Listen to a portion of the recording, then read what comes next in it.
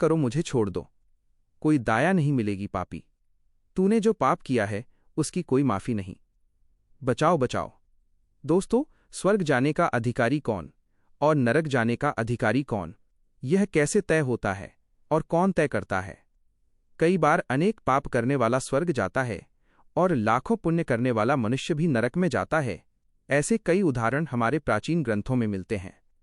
जब यही प्रश्न महाराज युधिष्ठिर ने भगवान श्रीकृष्ण से पूछा, तब भगवान श्रीकृष्ण ने इसका बहुत ही सरल उत्तर महाराज युधिष्ठिर को दिया था। आज की इस कथा में हम उसी महत्वपूर्ण राज से पर्दा हटाने जा रहे हैं जिसे जानना प्रत्येक मनुष्य को अनिवार्य है। दोस्तों, ये प्राचीन पौराणिक कथा बहुत ही ज्ञानवर्धक है। इसे आप बहुत ध्यान से सुनिएगा, क्योंकि इस कथा में बहुत ही ज्ञानवर्धक बातें बताई गई हैं जो आपके जीवन को मंगलमय बना देंगी। और दोस्तों, इसे हमने ये वीडियो बहुत मेहनत से बनाया है। अगर आपकी हमारी मेहनत पसंद आए तो एक लाइक जरूर कर देना और कमेंट में जय श्री कृष्णा अवश्य लिख देना। तो चलिए सुनते हैं वो कथा। एक समय की बात है जब पांडुपुत्र महाराज युधिष्ठिर अत्यंत व्याकुल भाव से भगवान श्री कृष्ण से पूछा, हे मधुसूदन, आप सर्वज्ञ हैं, त्रिकालदर्शी हैं, संसार की कोई भी गति आपसे छिपी नहीं है। मेरे मन में कर्मों के फल को लेकर एक गहरा संशय उत्पन्न हुआ है। कृपा कर मेरा मार्गदर्शन करें। भगवान श्री कृष्ण ने मंद मुस्कान के साथ कहा, हे भ्राता युधिष्ठिर, एक राजा और एक जिज्ञासु के रूप में प्रश्न पूछना आपका अधिकार है और उन संशयों का निवारण करना मेरा कर्तव्य। निसंकोच कहिए, आपके मन में क्या दुविधा है? युधिष्ठिर बोले, हे केशव, मुझे यह समझाएं कि अंत समय में यह कैसे निश्चित होता है कि कोई मनुष्य स्वर्ग का सुख भोगेगा या नरक की यातना। इस संसार में मनुष्य का जीवन मिश्रित है। वह अनजाने में पाप भी करता है और श्रद्धा से पुण्य भी। तो फिर परलोक में उनके पाप और पुण्यों का संतुलन कैसे आंका जाता है? क्या वहां कोई ऐसी दिव्य तराजू है जो इन सूक्ष्म कर्मों को तौलती है? यमराज किस आधार पर अंतिम निर्णय सुनाते हैं? महाराज युधिष्ठिर के इस जन कल्याणकारी प्रश्न को सुनकर भगवान श्रीकृष्ण की आंखों में एक विशेष चमक आ गई। उन्होंने गंभीर स्वर में कहा, हे राजन, आपने मानवता के हित में अत्यंत उत्तम प्रश्न किया है। कर्मों की गति अत्यंत सूक्ष्म और गहन है, जिसे संसार केवल बाहरी कृत्य समझता है। ईश्वर वहां भाव को देखता है। आपके प्रश्न का उत्तर केवल शब्दों में देना पर्याप्त नहीं होगा। इसके लिए मैं आपको एक प्राचीन इतिहास सुनाता हूं। इस वृतांत को सुनने मात्र से आपके मन के समस्त जाले छोड़ जाएंगे और आपको आपके प्रश्न का सटीक उत्तर मिल जाएगा। युधिष्ठिर भाव विभोर होकर बोले, हे अच्युत, आपके मुखारविंद से ज्ञान की गंगा में स्नान करना मेरा परम सौभाग्य है। मैं पूर्ण एकाग्रता से उस कथा का श्रवण करने हेतु तत्पर हूं। फिर श्रीकृष्ण युधिष्ठिर को कथा सुनाने लगते हैं। पूर्व काल की बात है। मध्य देश के एक विशाल नगर में एक ही समय पर 5 मनुष्यों की मृत्यु हुई। मृत्यु के उपरांत वे 5 आत्माएं यमलोक पहुंची। यमलोक पहुंचते ही जो दृश्य उन्होंने देखा, उसे देख उनके रोंगटे खड़े हो गए और हृदय भय से कांप उठा। उन्होंने अपने जीवन में ऐसा भयंकर स्थान कभी न देखा था। वे एक विस्तृत प्रांगण में खड़े थे, जहां सामने ही न्याय के देवता भगवान यमराज एक विशाल सुनहरे सिंहासन पर विराजमान थे। यमराज का आकार अत्यंत विराट था। उनके मुख पर तेज और भयंकर कठोरता एक साथ दिखाई पड़ती थी। उनका शरीर मटमैले सांवले रंग का था। नेत्र सुर्ख लाल जैसे अंगारे हाथों में सजा देने का प्रचंड दंड था। उनके सिर पर मुकुट दमक रहा था और गले में सर्पों की माला लटक रही थी। महाराज यम के समीप ही चित्रगुप्त बैठे थे। उनके हाथों में संसार के प्रत्येक जीव के जीवन भर के समस्त कर्मों का विवरण रखने वाली एक विशाल पोथी थी। चित्रगुप्त का चेहरा गंभीर था। वे समय समय पर उस लेखा पुस्तिका के पृष्ठ उलटते और आगंतुक आत्माओं के कर्मों का हिसाब देखते जा रहे थे। उस सभा में यमदूत आत्माओं को आगे की ओर धकेल रहे थे ताकि यमराज के समक्ष न्याय हो सके। अनेक प्राणी भयभीत होकर चिल्ला चिल्ला कर रो रहे थे, अपने किए पापों पर विलाप कर रहे थे। कुछ यमदूत कड़क आवाज में उन्हें आगे बढ़ने को कहते जाते। वहीं कुछ अन्य आत्माएं आश्चर्यजनक रूप से शांत और प्रसन्न थीं, मानो उन्हें अपने उद्धार का विश्वास हो। इन पुण्य आत्माओं के चेहरों पर एक दिव्य शांति थी और वे बिना विरोध आगे स्वर्ग द्वार की ओर बढ़ रही थी। यमलोक के दाहिनी ओर दूर पर एक भव्य प्रकाश फैला हुआ था, जिससे मधुर संगीत और सुगंधित समीर आ रही थी। वह स्वर्ग का द्वार था, जहां से अप्सराओं का कोमल गायन सुनाई दे रहा था और दिव्य फूलों की सुगंध सबोर बिखर रही थी। स्वर्ग के प्रकाश ने वहां उपस्थित पाप आत्माओं को एक क्षण को चकाचौंध कर दिया, लेकिन दूसरे ही पल बाई ओर से उठती नारकीय अग्नि की लपटों और धुएं ने उन्हें फिर भयावह सत्य का स्मरण करा दिया, नरक के द्वार की ओर से आग की भयंकर ज्वालाएं उठ रही थीं। वहां से दुखद कराहों और चीखों का शब्द आकर कानों को कंपा रहा था। जलते तेल की कढ़ाई की फुफकार, कोड़े बरसने की ध्वनि और पापियों के क्रंदन का भीषण कोलाहल वातावरण में गूंज रहा था। उस विकराल वातावरण को देखकर वे पांचों नई आत्माएं आपस में सिमटकर खड़ी हो गईं। उनका अंग अंग भय से थरथरा रहा था और चेहरों का रक्त संचार मानो थमसा गया था। पांचों की आंखों में आतंक था और मन में ये प्रश्न कि उनके साथ आगे क्या होने वाला है। कुछ क्षण तक वे स्तब्ध खड़े उस महाभयानक दृश्य को निहारते रहे। अंततः उनमें से एक ने कांपती आवाज में कहा, हे प्रभु, ये तो अति भयंकर स्थान है। उसके इतना कहते ही पांचों मानव अपनी व्यथा आपस में बांटने के लिए प्रेरित हो गए। मृत्यु के बाद की इस दारुण स्थिति में एक दूसरे का सल ही उनके लिए एकमात्र आसरा था।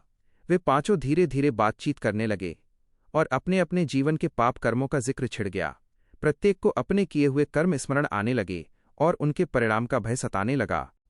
उन पांचों में से एक दुबला पतला पुरुष हाथ जोड़कर सुबकते हुए बोल पड़ा, भाइयों, मेरा नाम हरिदास है। मैंने अपने जीवन में अनेकों पाप किए हैं। दूसरे लोगों के घरों में चोरी करना मेरा धंधा था। जाने कितनों का धन चुराया, कितनों को कष्ट पहुंचाया और शायद कुछ लोगों का जीवन भी बर्बाद कर दिया।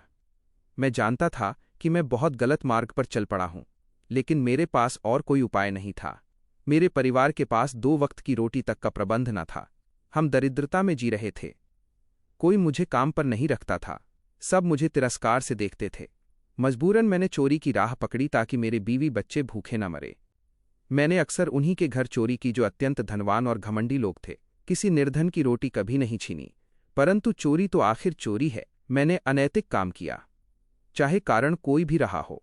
मैंने चोरी के धन से अपने परिवार का पेट भरा, लेकिन इस प्रक्रिया में न जाने कितने निर्दोष लोगों को दुख पहुंचाया। उनके घर का सामान चोरी हुआ। उनके मन में असुरक्षा और भय भरा और कुछ का तो सब कुछ उजड़ गया। मैं भले ही अपने बच्चों को भोजन दे पाया, पर बदले में मैंने अनगिनत माँओं के बच्चों को रुलाया। अब यहाँ यमलोक में आकर मुझे अपने हर पाप का बोध हो रहा है। मुझे गहरा पश्चाताप है कि मैंने दूसरों को पीड़ा दी। मुझे डर है कि यमराज मुझे कठोर दंड देंगे। निश्चित ही मुझे नरक की यातनाएं भोगनी पड़ेंगी। ये कहते कहते हरिदास फूट फूट कर रो पड़ा। हरिदास की करुण गाथा सुनकर बगल में खड़ी एक युवती की रुलाई फूट पड़ी। वो अपने आंचल से आंसू पहुंचती हुई भर्राए कंठ से बोलने लगी, मेरा नाम कमलिनी है। आप सभी जानते होंगे कि शास्त्रों के अनुसार वह स्त्री जो अनेक पुरुषों से संबंध बनाए, उसे घोर पाप का भागी माना जाता है और मरने के बाद उसे नरक की यातनाएं भोगनी पड़ती हैं। मैं मानती हूं कि मेरे जीवन में ऐसा ही हुआ है, परंतु मैंने यह पाप स्वेच्छा से नहीं किए। जब मैं बहुत छोटी थी, तब एक दुष्ट व्यक्ति ने मुझे जबरन उठा लिया और वेश्यावृत्ति के अंधकार में धकेल दिया। मेरे सपने तो कुछ और ही थे। मैं चाहती थी कि मेरा जीवन भी सम्मान और मर्यादा के साथ बीते। किसी सुहागन स्त्री की भांति घर संसार बसाने का मुझे अवसर मिले, पर ईश्वर ने शायद मेरे भाग्य में प्रारंभ से ही दोहर लिखा था। मेरी इच्छा के विरुद्ध मुझे सालों तक अपने तन और मन को उन भोगी पुरुषों के हवाले करना पड़ा, जो मुझे एक वस्तु से अधिक कुछ न समझते थे। मुझे नहीं पता मेरे इन कर्मों का क्या फल मिलेगा। यद्यपि ये सब मुझसे जबरदस्ती कराया गया, फिर भी जो पाप मुझसे हुए उनका बोझ मेरी आत्मा पर है। मैंने इस पापमय जीवन से बचने की बहुत कोशिश की, पर कोई मार्ग नहीं सूझा। मेरी अस्मिता और जीवन जैसे नरक बन चुके थे जब तक मैं जीवित थी। शायद मरने के बाद भी मुझे उसी नरक पर्दे को भोगना पड़ेगा। मैंने जीवन भर हर दिन प्रार्थना की कि इस नरक से मुक्ति मिले। मैंने कभी किसी का बुरा नहीं चाहकर, बल्कि अपने दुहक में भी मैंने दूसरों के दुख बांटने की चेष्टा की। जब भी अवसर मिला, मैंने बेसहारा पशुओं और पक्षियों को दाना पानी दिया, घायल प्राणियों की सेवा की। मुझे इन छोटे छोटे पुण्यों से थोड़ी शांति मिलती थी, पर मैं जानती हूं कि वे मेरे बड़े पापों के आगे कुछ भी नहीं है। मुझे नहीं जहां अगले जन्म में मुझे क्या भोगना होगा, किंतु इतना निश्चित है कि इस जन्म के दुष्कर्मों के लिए मुझे नरक की आग में जलना पड़ेगा। मैं अपने भाग्य को स्वीकार करती हूं, क्योंकि जो कुछ हुआ उसकी क्षमा तो शायद परमात्मा भी नहीं करेंगे।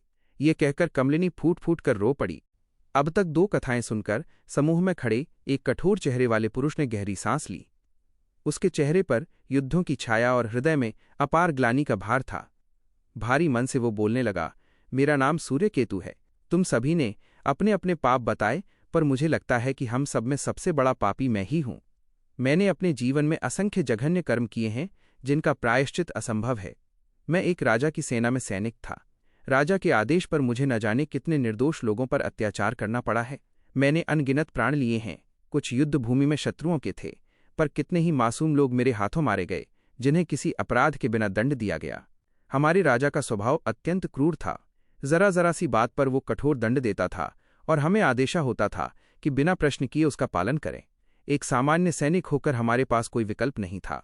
राजाध्य का उल्लंघन करने पर तत्काल मृत्यु निश्चित थी और मेरे परिवार का भरण पोषण राजा की कृपा पर ही निर्भर था।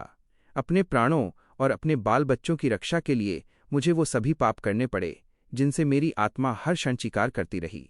मैंने गांव के गांव जला डाले, महिलाओं और बच्चों को प्राणदान नहीं दिया।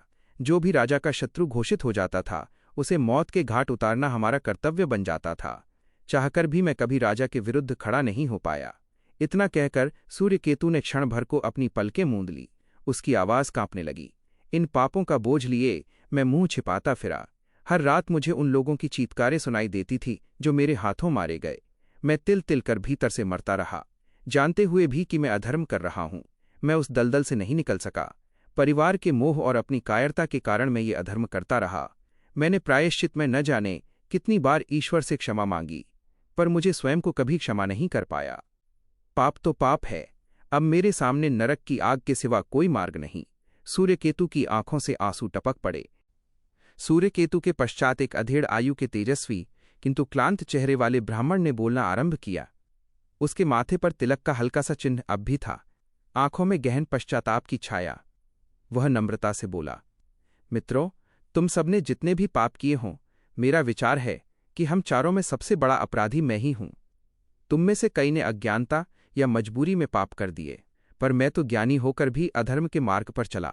मेरा नाम वाचस्पति है। मैं बचपन से ही वेद शास्त्रों का अध्ययन कर पंडित बना। मुझे धर्म अधर्म सत्य असत्य का पूरा ज्ञान था। सही क्या है और गलत क्या है ये भली भांति समझता था, परंतु फिर भी धन के लोभ में आकर मैंने अपने ज्ञान का दुरुपयोग किया। मेरे परिवार की स्थिति बहुत दयनीय थी। हम अति दरिद्र थे। मेरे पिता वृत्ति के लिए मंदिर के बाहर भिक्षा मांगते थे। बचपन से मैंने निर्धनता का दोहक देखा और हृदय में प्रतिज्ञा की कि एक दिन परिवार की ये हालत बदलूंगा। मुझ में तेज था, विद्वत्ता थी, इसलिए लोगों ने मेरा सम्मान किया। पर धीरे धीरे मेरे मन में अहंकार आ गया और धन की लालसा घर करने लगी। मैंने सोचा कि ज्ञान ही मेरा उपहार और आजीविका दोनों बन सकता है। शास्त्रों में कहा गया है कि विद्या बेचना घोर पाप है, पर मैंने उस चेतावनी को भुला दिया। मैं यजमानों से दक्षिणा लिए बिना कोई पूजा पाठ या शिक्षा कार्य नहीं करता था।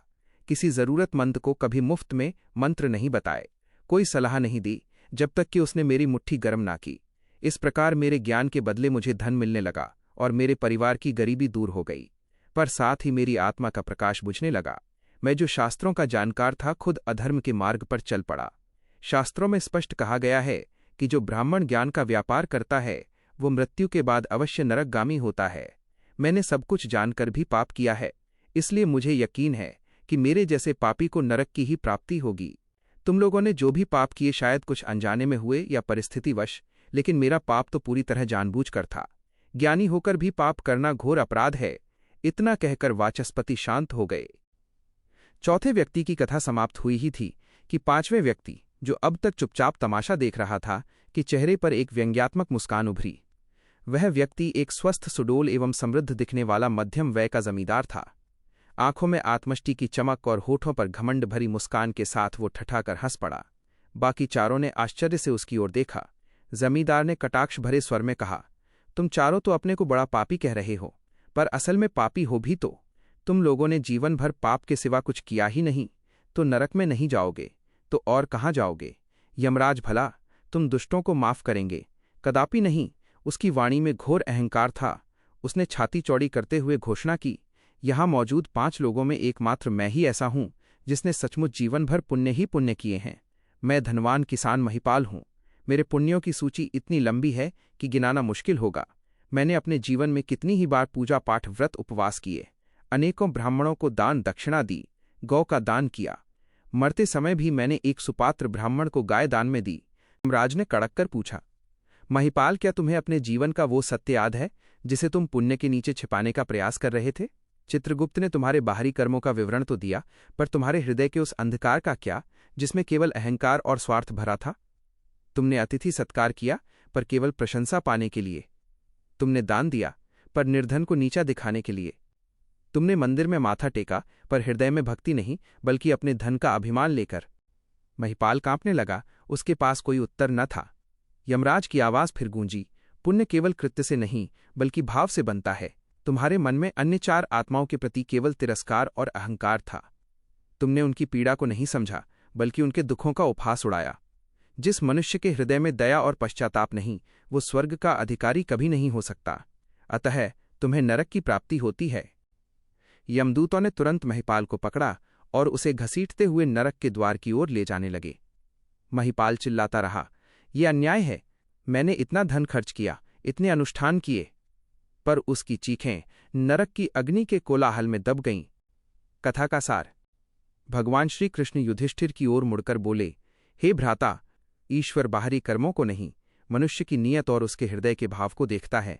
उन 4 ने अनजाने में या परिस्थितियों के वश में होकर पाप किए, लेकिन उनके मन में उस पाप के प्रति गहरी ग्लानि और पश्चाताप था।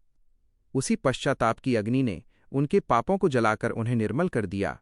किंतु महिपाल, जो स्वयं को धर्मात्मा मानता था, अहंकार के कारण भीतर से अपवित्र बना रहा। इसलिए याद रहे, विनम्रता और पश्चाताप ही मोक्ष का द्वार हैं, जबकि अहंकार और दिखावा नरक का मार्ग। ये सुनकर युधिष्ठिर का सारा संशय दूर हो गया और उन्होंने श्रद्धापूर्वक भगवान श्रीकृष्ण के चरणों में प्रणाम किया।